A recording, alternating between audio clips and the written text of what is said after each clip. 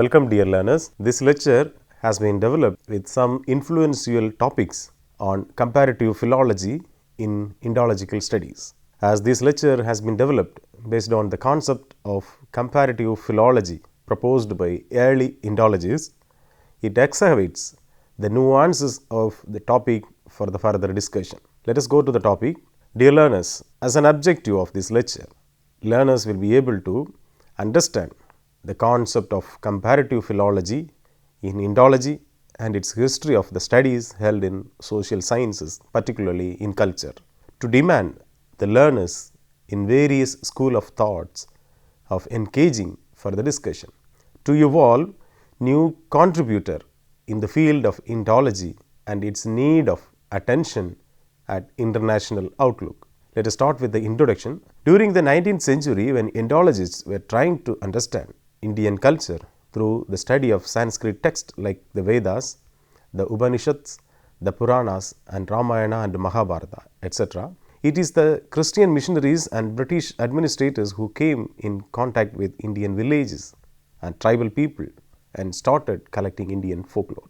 Their aim was to understand Indian people through their folklore so that they could convert Indian from their religion to Christianity and also rule them effectively. Scholarly journals like Journal of Royal Asiatic Society of Bengal, Indian Antiquary, Journal of the Anthropological Society of Bombay published items of folklore collected by Christian missionaries and British administrators. Christian missionaries came to India with the purpose of spreading Christianity. They lived in village, established churches, started hospitals and schools. They lived very close to people and developed close contact with them. They learned the language of the region where they lived. They were very curious about the Indian culture. Indologists such as Max Muller had studied and translated the sacred Hindu texts like Vedas, Upanishads, Puranas, etc. Theodore Benefi translated Panchatantra. The importance of Ramayana, Mahabharata, Hitopadesha, Brihat and Kadacharita Sagara, Vetala Pancha Vir Sarita known to the scholars of Europe, but Christian missionaries and British administrators who had to live very closely with village and tribal people began to realize it was not enough to understand classical works, but it was also very essential to collect and study Indian folklore which was in oral tradition. They were also influenced by the trends prevalent in Europe at that time. Christian missionaries used the folklore they collected to some extent in transmitting their Christian ideology through the folklore they had already collected. The collection made by the Christian missionaries were good, but they had their own limitations. They could view Indian culture as well as the folk culture from an outsider's point of view because it was totally new to them. They recorded each and every minute detail they observed and printed them in a systematic way. A.J. Dubai's Hindu manner and customs and ceremonies in 1807, Mary Frere's Old Deccan Days in 1868, J. Hinton Knowles' Dictionaries of Kashmiri Proverbs and Sayings written in 1885, Folk Tales of Kashmir in 1893, R.L. Stassin's Hatim's Tales in 1937, and the Charles E. Grover's Folk Songs of Southern India. It was published in 1871. John Lazarus, A Dictionary of Tamil Proverbs in 1894. Reverend Endel Kachari Grammar in 1895. Reverend Kithal's Kannada and English Grammar in 1908. Reverend Morton's 2000 Bengali Proverbs, it was published in 1832. 3000 Bengali Proverbs 1872 are some of the important works of this period. British administrators collected Indian folklore as well as the cultural material with the main purpose of helping colonial administration. They collected and studied folklore from different parts of India. They covered areas which were not covered by missionaries. Some of the British administrators have done excellent work and they were mainly responsible for introducing Indian folklore into international folklore studies and circles. Sir William Crook has published the book The Popular Religion and Folklore of North Indian in 2 volumes and the natives of northern India.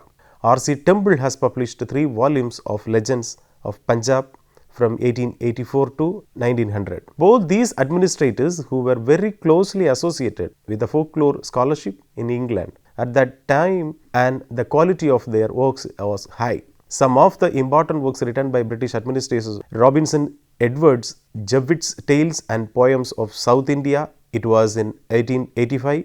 George A. Grierson's voluminous work of the Linguistic Survey of India from 1903 to 1907 consists of variety of oral narratives in addition to the details of different languages of India.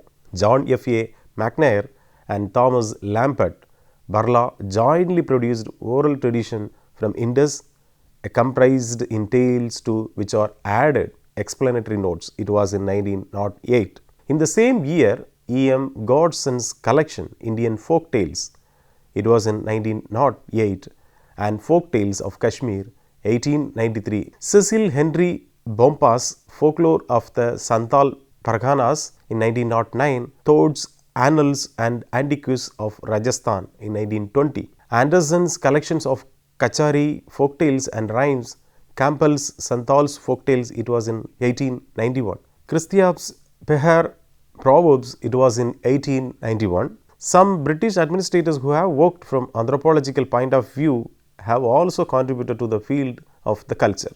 W. Crook's Tribes and Castes of United Province in 4 volumes, W. H. R. Rivers' Thodas, J. F. Metz' The Tribes Inhabiting of Nilgiri Hills, Thurston and Rangachari's Castes and Tribes of Southern India in 7 volumes, E. Schmidt's Survey of the Tribes of Southern India are some important works of this type. The work of Verrier Elwin deserves to be mentioned separately. He came to India as a Christian missionary with a background of literature, but he was attracted by the different tribes of central and northeast India. Through his work began in the missionary period and it continued in the nationalistic period also. He loved India so much that he became a follower of Gandhiji, participated in the freedom movement, married a tribal girl and spent his whole life not only in studying the tribal people but also for their upliftment of after the independence of India. Some of his works like Folk Tales of Mahakoshal 1947, Tribal Myths of Odisha in 1954, The Baiga 1939, Folk Songs of Chhattisgarh 1947, Comparative Philologies, in other words solar mythology. Probably no theory concerning the origin of culture has aroused as much interest both within and without the discipline as that of solar mythologies, says Richard M. Dawson in his article The Eclipse of Solar Mythology. This school of thought confines its theoretical investigation to find out the origins of Indo-European cultures based on linguistics and literature. Max Miller was the propounder of the solar mythology with which he tried to reconstruct the original home of the Indo-Europeans and their dispersal into Asia and Europa using linguistics as basis or tool. In 1856, he published a long essay on comparative mythology which reoriented all previous thinking on the origin of myths.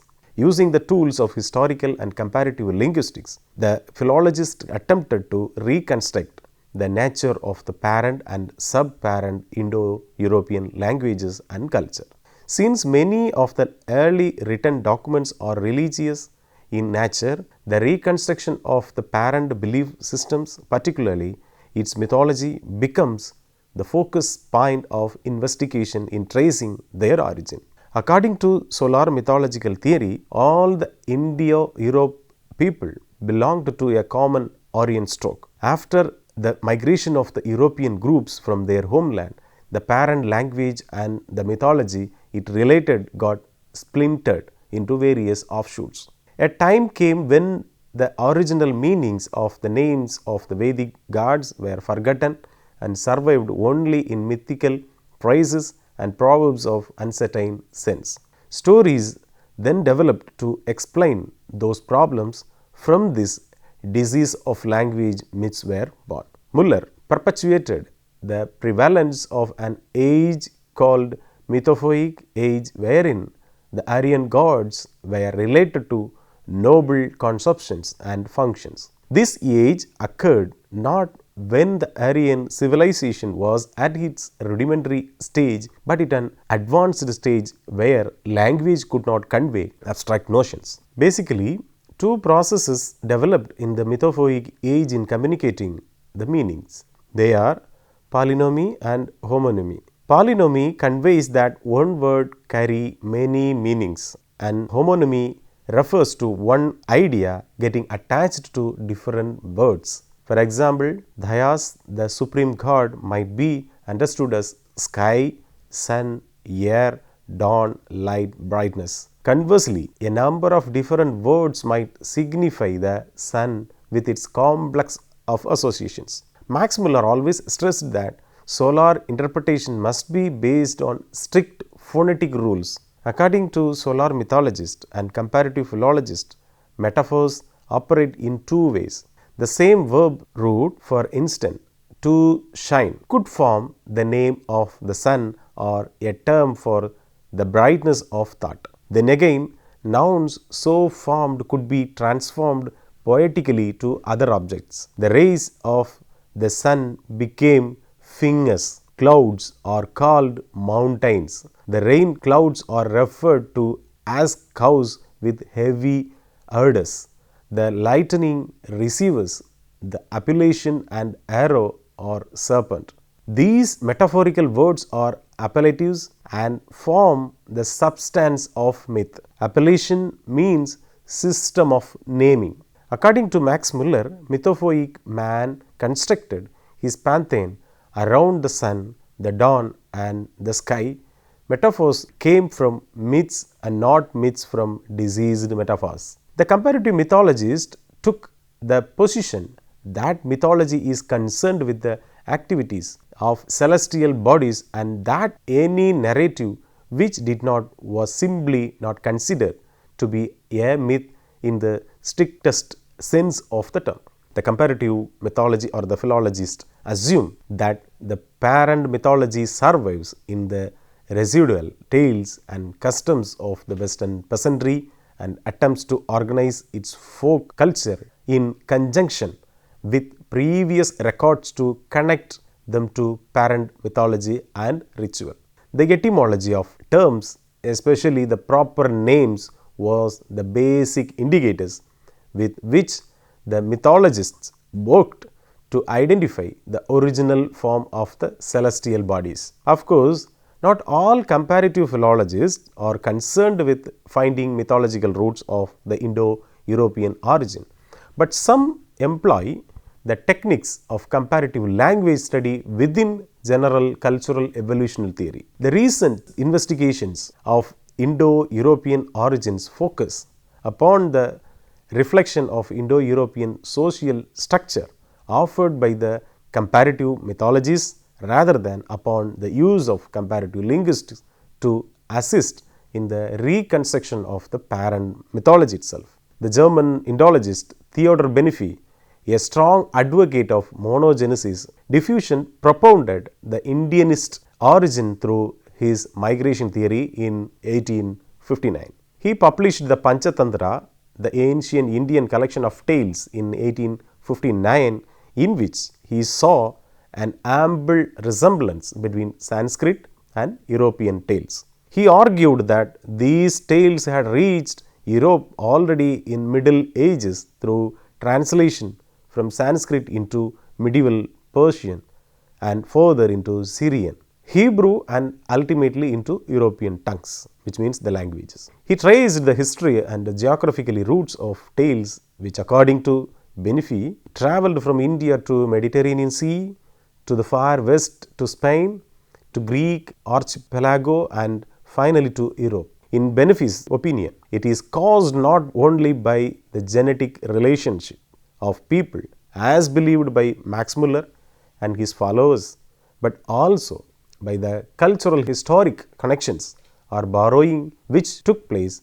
between them. This borrowing he attributes to migration of population by regular wanderings, wars, trade, etc. His theory came to be known as migration theory. Benefi, based on this, drew an analogy that all European folktales, excepting animal fables, had been composed in India within historic times in the centuries immediately following Buddha's appearance. Later on, they had migrated to Europe partly by way of literature, partly by oral tradition. He considered that the beginning of such a migration of tales might have been made through Alexander's invasion, but that it was mainly through the intermediary of the Arabs and during the age of Crusades, maybe also by Mongolians' conquest of Russia. However, Benefi himself realized that all this was only a hypothesis